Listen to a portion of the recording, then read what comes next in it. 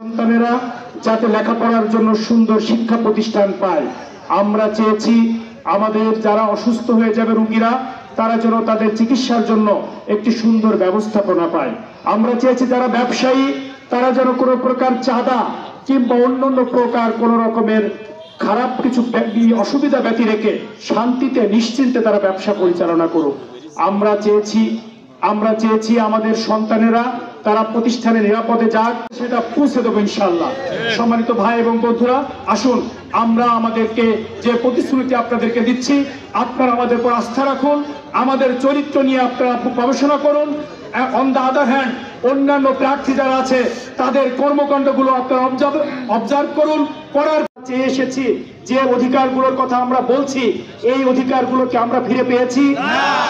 আমরা আজ পর্যন্ত 54 বছর পার হয়েছে এই বাংলাদেশ, কিন্তু আমরা আমাদের মৌলিক অধিকারগুলো এখনো বুঝে পাই নাই। আমরা আমাদের রাস্তাঘাটে চলাফেরা নিরাপত্তা বুঝে পাই নাই। আমরা আমাদের আইন শৃঙ্খলা বাহিনীর কাছে গিয়ে আমাদের সঠিক বিচার পাই নাই। আমরা বিচার আদালতগুলোতে গিয়ে সেখানে বিচারকে বিক্রি হয়ে যেতে দেখেছি। আমরা দেখেছি রাজনৈতিক দুর্বৃত্তায়নের কারণে একজনের ইচ্ছে হয়েছে একজনের মাথায় লাঠি মেরেছে, একজনের ইচ্ছে হয়েছে একজনের জায়গা দখল করে নিয়েছে। রাজনৈতিক দুর্বৃত্তায়নের মাধ্যমে জুলুম এবং নিপীড়নের রাজত্বে বাংলাদেশকে পরিণত করা হয়েছিল। এই জন্য সম্মানিত ভাই এবং বন্ধুরা, আমি আপনাদের কাছে বলতে চাই যে আল্লাহ আমাদেরকে একটি সুযোগ দিয়েছেন। এই বাংলাদেশের মানুষের আজকে তাদের চিন্তার দুয়ার খুলে গিয়েছে, মানুষের বিবেকের দ্বার উন্মোচিত হয়েছে। প্রত্যেকটি মানুষ এখন চায় যে এই বাংলাদেশকে আমরা নতুন করে গড়ে তুলতে চাই।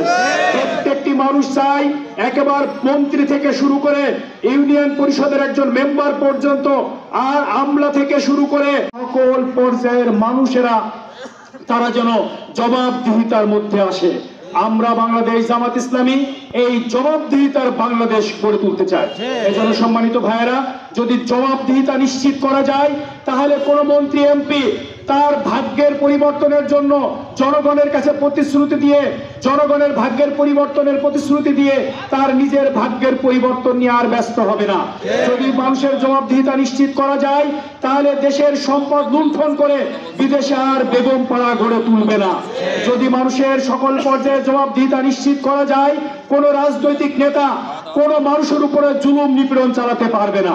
যদি আমরা সকল পর্যায়ে জবাবদিহিতা নিশ্চিত করতে পারি, তাহলে একজন ব্যক্তি বা একজন অফিসার বা একজন পুলিশ অফিসার হাজার হাজার কোটি টাকার মালিক আর হতে পারবে না।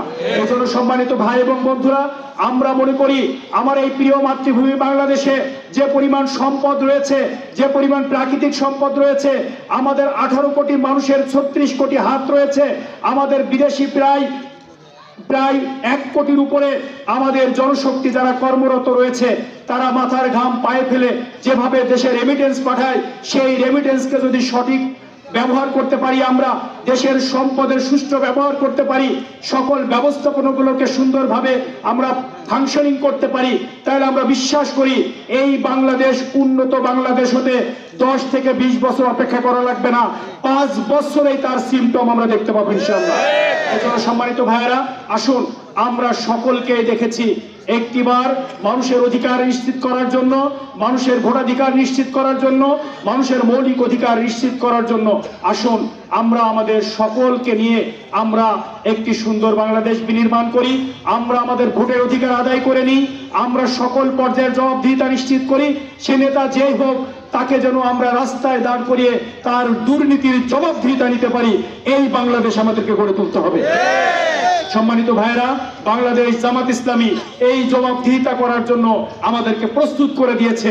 আমাদের আমিরে জামাত ঘোষণা দিয়েছে, আল্লাহ যদি আমাদেরকে পার্লামেন্ট মেম্বার করে, আমাদের কেউ যদি মন্ত্রী হয়, তাহলে কেউ তারা সরকারের